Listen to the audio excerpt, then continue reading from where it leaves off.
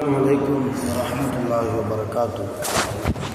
نحمد الله العظيم ونصلي على رسوله الكريم. أما بعد. அன்பான பெரியோர்களே, ஜமாத்தார்களே, அல்லாஹ்வின் அருளால் ஃபஜ்ருடைய தொழுகையை இமாம் ஜமாஅத்தோடு தொழுதுவிட்டு அல்லாஹ்வை பற்றியும் அல்லாஹ்வுடைய ரசூலை பற்றியும் இந்த மார்க்கத்தை பற்றியும் பேசுவதற்காக கேட்பதற்காக நாம் எல்லாம் அமர்ந்திருக்கிறோம். ரப்பு சுப்ஹானஹு வ தஆலா நம்முடைய அனைத்து அமல்களையும் இபாதத்துகளையும் பரிபூர்ணமாக கபூல் செய்வானாக. ஆமீன். வல்ல ரஹ்மான் இன்றைய நாளை கைர் பரக்கத்துகள் நிறைந்த நாளாக, கெட்ட முடிவுகளை விட்டும் முசீபத்துகளை விட்டும் உலகத்தின் ஆபத்துகள் அல்லாஹுவின் படைப்புகளின் தீங்குகளை விட்டும் பாதுகாப்பு பெற்ற நாளாக நமக்கு அல்லாஹ் அமைத்து தருவானாக. ஆமீன். சங்கையானவர்களே, ஒவ்வொரு முஸ்லீமும் பிற முஸ்லீமிடத்தில் அழகாக நடக்க வேண்டும், நல்ல முறையில் நடக்க வேண்டும் என்று நமது மார்க்கம் வலியுறுத்தி கூறுகிறது. ஒரு முஸ்லீம் இன்னொரு முஸ்லீமியோடு நடக்கிற விதம் பொறாமை இல்லாமல், விரோதம் இல்லாமல், பகைமை இல்லாமல், அன்போடு பாசத்தோடு, இவர் என்னுடைய ஈமானிய சகோதரர், ஈமானால் நாங்கள் சகோதரர்கள் என்கிற உணர்வோடு எல்லா மூமின்களும் வாழ வேண்டும் என்று அல் குர்ஆனுக்கு விளக்கமாக தன் வாழ்க்கையை அமைத்த அருள் நபிகள் நாயகம் ஸல்லல்லாஹு அலைஹி வஸல்லம் அவர்களும் கூறுகிறார்கள். அருமையான பெருமக்களே, நூஹ் அலைஹிஸ்ஸலாத்து வஸ்ஸலாம் கடுமையான வெள்ளப்பெருக்கு, கப்பலில் எல்லாத்தையும் ஏற்றுறாங்க. நூஹ் அலைஹிஸ்ஸலாம் தான் செய்த கப்பல் புறப்பட தயாராகிற போது நூஹ் அலைஹிஸ்ஸலாம் எல்லாரும் நம்ம ஈமான் கொண்டவங்க வந்துட்டாங்களான்னு உள்ள ரவுண்ட்ஸ் பார்க்குற போது உள்ளே யார் இருந்தா? மேப்படியே இருந்தான். யார்? ஷைத்தான் உள்ளே இருந்தான். அடப்பாவி, நீயா வந்த? நீ இல்லாமல் இருந்தால் உலகம் சலாமத்தாக இருக்குமே, நீ எப்படி ஏறின? நான் எப்படி ஏறினேங்கிறது ஒரு பக்கம் ஷைத்தான் சொன்னான். இன்னொரு பக்கம் அல்லாஹ் கியாமத் நாள் வரைக்கும் எனக்கு மௌத்து கிடையாது என்று சொல்லியிருக்கிறான். கியாமத் நாள் வரைக்கும் அல்லாஹ் ஷைத்தான் அழிக்கிறதில்லை. அது அல்லாஹ்ட்ட ஷைத்தான் கேட்டு வந்த வரம். உன்னுடைய அடியார்களை நான் வழிகெடுப்பேன், உன் நல்லடியார்களை நான் வழிகெடுப்பேன், உனக்கு பிடித்தமான குடும்பத்தில் புகுந்து குழப்பத்தை ஏற்படுத்துவேன். அப்படி ஏற்படுத்தணும்னா எனக்கு மௌத்தை தரக்கூடாது கியாமத் நாள் வர்ற வரைக்கும். அதனால் நான் உயிரோடு இருக்கணுமே, அதனால் உன் கப்பலில் நான் ஏறிட்டேன். அல்லாஹ் எனக்கு கொடுத்த வாக்கு. ஏன்னா உன் கப்பலில் என்னைய நீங்கள் ஏற்றுனதுக்காக வேண்டி நான் மனிதர்களை சில முறையில் வழிகெடுக்கிறேன்.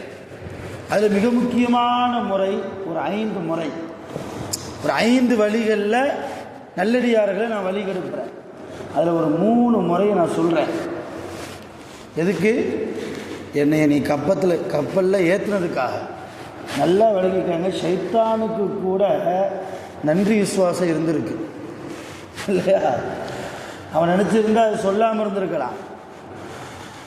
என்னை நீங்கள் கப்பலில் தெரிஞ்சோ தெரியாமலோ ஏற்றுட்டீங்க, அதுக்கு நன்றியாக மனிதர்களை வழி எடுக்கக்கூடிய விஷயங்களில் ஒரு 3 விஷயத்தை நான் சொல்கிறேன். 2 சொல்ல மாட்டேன்னா. நூஹ் நபி அல்லாட்ட கேட்டாங்க, துவா செஞ்சாங்க. அல்லாஹ் இந்த மேப்படி அப்படி சொல்கிறான்னா நான் என்ன பண்ணுறது? கழுத்தை பிடிச்சி வெளியே தள்ளி விட்டுறவா, இல்லை அவன் சொல்கிற மாதிரி இந்த 3 விஷயத்தை கேட்டுக்கிடவா? அல்லாஹ் சொன்னால் நூஹ் நபியை பார்த்து, அவன் எந்த 2 சொல்ல மாட்டேங்கிறானோ அதை கேளுங்க. சொல்லக்கூடிய 3 தேவையில்லை. அவன் எதை 3 சொல்கிறேங்கிறானோ அது தேவையில்லை. நான் 2 சொல்ல மாட்டேங்கிறான் இல்லையா, மனிதர்களை வழிகெடுக்கக்கூடிய விஷயம் 2 விஷயம், அதை கேளுங்க, அதுதான் முக்கியம்னா அல்லாஹ். அதை கேட்டு கப்பலில் வச்சுக்காங்க, கியாமத் வரைக்கும் அவன் இருந்துட்டு போட்டுன்ட்டான் அல்லாஹ். நூஹ் நபி கேட்டாங்க, அந்த 2 சொல்லு. சொன்னான் ஷைத்தான், மனிதர்களை வழிகெடுக்கிற விஷயம் மிக முக்கியமான 2 விஷயம் எல்லார்கிட்டையும் இருக்குது. இப்போ ஒன்று பொறாமை. ஷைத்தான் சொன்னான், மனிதர்களுக்கு மத்தியில் நான் பொறாமையை போட்டு விடுவேன். ஒரு மனிதர்களை வழிகெடுக்க வேண்டும் என்றால் அல்லாஹ்வுடைய நல்லடியார்கள் என்கிற பட்டியலிருந்து அவனை தூர எடுக்கணும்னா என்ன செய்வேன்?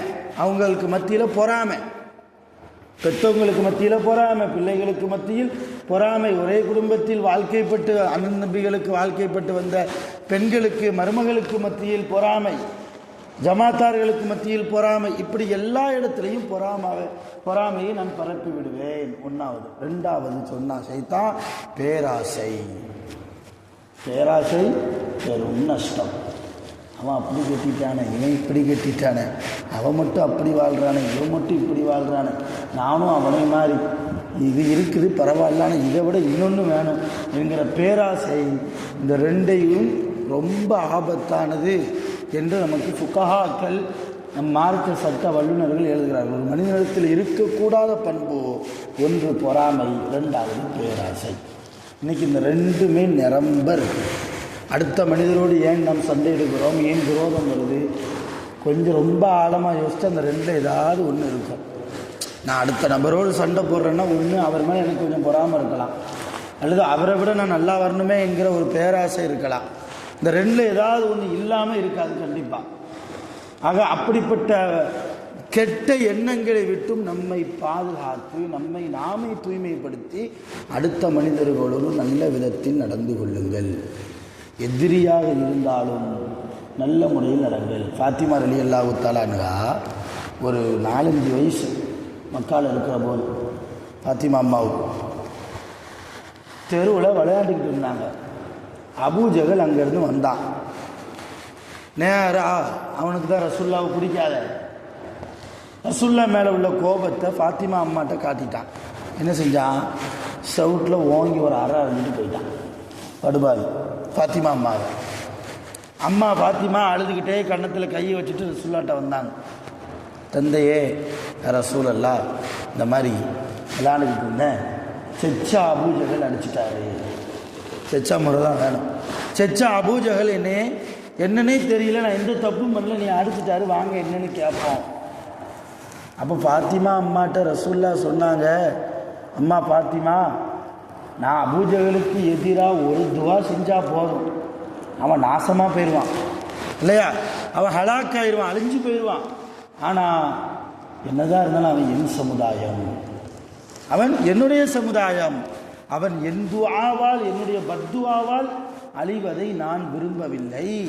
நீ உன்னுடைய இன்னொரு செச்ச அபூ சுஃபியான் அவரிடத்தில் போய் சொல்லுன்னு நாங்கள் ரசூல்லா. அபூ சுஃபியானும் அப்போ ஈமான் கொள்ளலை, அவரும் அப்போ ரசூல்லாக்கு எதிரியாகத்தான் இருந்தார். நேராக ஃபாத்திமா அம்மா அபூ சுஃபியான்கிட்ட போய் அபூஜகலை நீ அடிச்சு போட்டான்னு சொல்லும் போது அபூ சுஃபியான் ஃபாத்திமா அம்மா மேலே பாசம், அளவுக்கு அதிகமான பாசம், சின்ன பிள்ளை இல்லையா, தூக்கிட்டு போய் நேராக அபூஜகல்கிட்ட போய் முட்டாப்பையில் உன் கோவத்தை எதுக்கு சின்ன பிள்ளைகிட்ட காமிக்கிறேன்னா திட்டி ஃபாத்திமா அம்மாவை வச்சு அபூஜகலை அடிக்க விட்டாங்க. இந்த மணி அடிச்சுக்க அப்படின்னு சொல்லி. இப்போ சின்ன பிள்ளைகளுக்கு நம்ம அடிச்சிட்டோம்னா நம்ம அதை அடித்தா நமக்கு வலிக்க போகிறது இல்லை, ஆனால் அதுக்கு ஒரு சந்தோஷம். அந்த மாதிரி அடித்தோன்னா அதுக்கு ஒரு ஃபாத்திமா அம்மாவுக்கு ஒரு ஆனந்தம். நேராக என்ன செஞ்சாங்க, ரசூல்லாட்ட ஓடி வந்தாங்க சிரித்த முகத்தோடு. செச்சா அபூ சுஃபியான்கிட்ட போய் சொன்னேன், என்ன செஞ்சாங்க, என்னையும் அடிக்க வச்சுட்டாங்க, நான் அபூஜகலை என்ன செஞ்சிட்டேன், அடிச்சிட்டேன். அப்போ தான் அல்லாஹ்வுடைய ரசூல் துவா செஞ்சாங்களா, அல்லாஹும்ம லா தன்சா அபா சுஃபியான், அல்லாஹ் என் மகளுக்காக அபூஜகலிடத்தில் பேசிய அபூ சுஃபியானை ஒரு காலமும் நீ மறந்து விடாதே. அப்படின்னா என்ன அர்த்தம், அவருக்கு ஈமானுடைய பாக்கியத்தை கொடுன்னு அர்த்தம். என்ன நடந்தது, மக்கா வெற்றியின் போது அபூ சுஃபியான் எங்கே வந்தார், இஸ்லாத்தில் வந்துட்டார். இஸ்லாத்தில் வந்தார். இப்போ எதுக்காக சொல்கிறேன்னா, தம் மகளை அடித்த அபூஜகலை கூட ரசூல்லா மன்னிச்சாங்க. ரசூல்லா நினச்சிருந்தா சண்டைக்கு போயிருக்கலாம், அல்லது நம்மளை மாதிரி வேட்டியை மடித்து கட்டிட்டு யாரெல்லாம் அடித்த பச்சை பிள்ளை ஏதாவது பேசிட்டு போயிருக்கலாம், இல்லை குறைஞ்சபட்சம் எல்லாம் அவனை அழிச்சிருந்து துவாவாக செஞ்சுருக்கலாம். எதுவுமே செய்யலை. இதுதான் வாழ்க்கை. நம்மளை துன்புறுத்துறாலும் அவங்க நல்லா இருக்கும். ஏன்னா இந்த உலகம் நிரந்தரமான உலகம் அல்ல, இது என்றைக்காவது ஒரு நாள் அழிந்து போகக்கூடிய உலகம். ரசூலுல்லாஹி ஸல்லல்லாஹு அலைஹி வஸல்லம் ஆயிஷா அம்மாட்ட ஒரு கேள்வி ஒன்று கேட்டாங்க. அருமையான செய்தி அது. ஒரு ஜனாசா, ஒரு மனிதர் இறந்துட்டார், ஒரு ஜனாசா ஒரு மனிதர் இறந்துட்டார். இறந்ததற்கு பின்னால் அந்த ஜனாசாவுக்கு ரொம்ப நேரம் இந்த நேரம் அப்படின்னு ஆயிஷா அம்மாட்ட ரசூல்லா கேட்குறாங்க. ஆயிஷா அம்மா 3 பதில் சொன்னாங்க. அந்த ஜனாசாவை வீட்டிலேருந்து கொண்டு போகும்போது இல்லையா, தான் வாழ்ந்த வீடு தன்னுடைய மனைவி, தன்னுடைய பெற்றோர், பிள்ளை எல்லாத்தையும் பிரிஞ்சு போகிறாரு. அந்த நேரம் தான் கவலையான நேரம். ஆயிஷா அம்மா சொன்னாங்க, ரசூலுல்லாஹ் இல்லைன்ட்டாங்க. ஏன்னா கபூரில் அடக்கம் பண்ணிட்டு எல்லாரும் போவாங்களே, அவரை தனியாக வச்சுட்டு, அதுதான் அந்த ஜனாசாவுக்கு ரொம்ப கவலையான நேரம். இல்லைன்ட்டாங்க ரசூலுல்லாஹ்.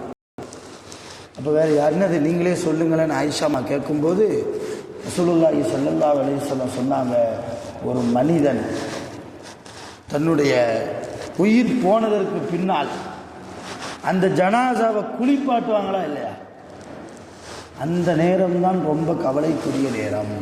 காரணம், அவருடைய உயிரை உடலிலிருந்து மலக்குல் மௌத் கைப்பற்றுகிற போது அவருடைய உடம்பிலிருந்து, அவருடைய எலும்பு பகுதியிலிருந்து என்ன செய்வாங்க, உயிரை எடுப்பாங்க. அப்படி உயிரை எடுத்தாலே உடம்பு புண்ணா போயிடும். உடம்பு நம்ம கண்ணுக்கு தெரிகிறது இல்லை, வெளி தோற்றத்தில் பார்க்க சீதேவி அழகாக இருப்பார், நல்ல கட்டுமஸ்தானான உடம்பு வச்சிருப்பார். ஆனால் உடம்பு ரீதியில் உள்ரங்கத்தில் உயிர் பிரிக்கப்பட்டதால் அந்த உடம்பிலிருந்து அந்த உடம்பு பலகீனமான உடம்பாக இருக்கும். அந்த நேரத்தில் மேலே வந்து அத்தான்னு கெட்டி பிடிச்சி அழுதா கூட அந்த ரூஹுக்கு வலி ஏற்படும். என்னை அழுத்தி பிடிக்காதீங்கன்னு அந்த ரூஹு பேசும். என்னை ரொம்ப அழுத்தாதீர்கள், என் மீது வந்து விழாதீர்கள், என்னை பக்குவமாக நடத்துங்கள் சொல்லும் அந்த ரூஹு. நம்ம காது கேட்கறது இல்லை. சொல்ல சொன்னாங்க, அந்த ரூஹு சத்தம் போடக்கூடிய அந்த சத்தம் மனிதர்களை தவிர, ஜின்களை தவிர எல்லா உயிரினங்களும் கேட்கிறது சொல்ல சொன்னாங்க. இல்லையா, குளிப்பாட்டுகிற போது கூட அந்த ரூஹு சொல்லுமா, என்னை குளிப்பாட்டக்கூடியவனே என்கிட்ட ரொம்ப கடுமையாக நடந்துடாத, ரொம்ப லேசாக நடந்துக்க, ரொம்ப சூடான தண்ணியை ஊற்றாமல், ரொம்ப குளிர்ந்த தண்ணீரை ஊற்றாமல், மிதமான தண்ணியை வேகமாகவும் ஊற்றாமல், மெதுவாக என்னிடத்தில் அழகாக நடந்து கொள். என் மேலே ஏதாவது சோப்பு தேய்க்கிறீங்களா, ரொம்ப அழுத்தி தேய்க்க வேண்டாம், மிதமாக நடந்து கொள்ளுங்கள். சில பேர் அந்த குளிப்பாட்டுறதுக்கு முன்னால் இருக்கிற நஜீஸை வெளியே எடுக்கணும். இது குளிப்பாட்டுறதுடைய சுன்னத். ஒரு ஜனாசாவை குளிப்பாட்டுறதுக்கு முன்னால் என்ன செய்யணும்னா, அந்த வயிற்று பகுதியில் இருக்கிற நஜீஸை லைட்டாக அமுக்கணும்னா முன்துவாரம் பின்துவாரத்தின் வழியாக என்ன செஞ்சிடும், அந்த நஜீஸ் வெளியாயிரும். அப்படி அமுக்கணும்னு சொல்லி அந்த ஜனாசாவை போட்டு அமுக்கி அது படுக்க வச்சு அமுக்கணும், வெளியே வராதுன்னு சொல்லி ரொம்ப ஃபோர்ஸாக ஜனாசாவை உட்கார வச்சு, இதெல்லாம் ரொம்ப வேதனையை தரும். அது மாதிரி ஜனாசாவை பின்பகுதியை கழுகணும், முதுகை கழுகணும், காலை கழுகணும்னு சொல்லி ரொம்ப வேகமாக உருட்டுறது, திருப்புறது, இதுவெல்லாம் அந்த ஜனாசா அங்கே இருந்து அந்த ஜனாசாவுடைய ரூஹ் சத்தம் போடுகிறது. என்னிடத்தில் ரொம்ப கடுமையாக நடக்காதீங்க. கஃபன் செய்யும் போதும் சரி, ரொம்ப இறுக்கமாக என்னை கட்டிடாதீங்க, கட்டுங்க, ரொம்ப இறுக்கமாக வேண்டாம். எனக்கு ரொம்ப ஏற்கனவே என் உயிர் போனதால் என்னுடைய உடம்பு ரொம்ப புண்ணால் போயிருக்கிறது, நீங்களும் மேலும் காயப்படுத்தாதீங்க.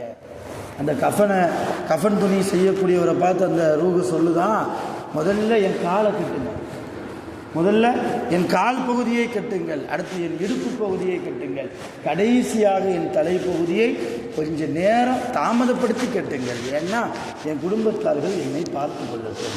இதுக்கு மேலே அவங்க இதுக்கப்புறம் பார்க்க போகிறதில்லை, என்ன இதுக்கப்புறம் பார்க்க போகிறதில்லை, நானும் அவங்கள பார்க்க போகிறதில்லை. அப்படி இருக்கிற போது என்னையும் அவர்கள் கடைசியாக பார்த்துக்கிட்டோம். கடைசியாக கொஞ்சம் நேரம் கழித்து என்னுடைய முகத்தை மூடுங்கள்.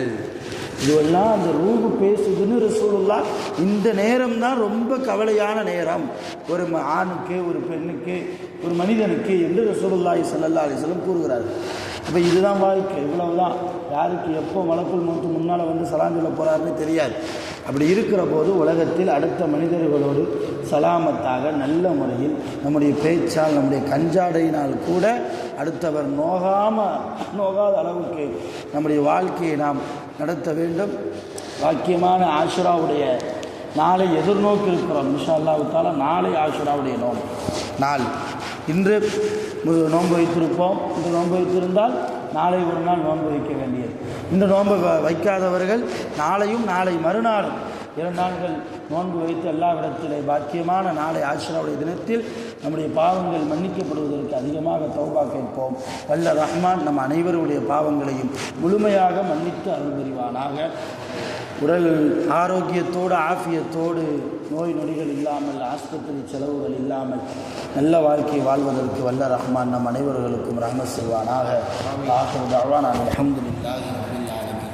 سبحان الله وبحمده سبحانك اللهم وبحمدك أشهد أن لا إله إلا أنت أستغفرك وأتوب إليك آمين سبحان ربك رب العزة عما يصفون وسلام على المرسلين والحمد لله رب العالمين صلى الله على محمد صلى الله عليه وسلم صلى الله على محمد صلى الله عليه وسلم صلى الله على محمد يا رب صل عليه وسلم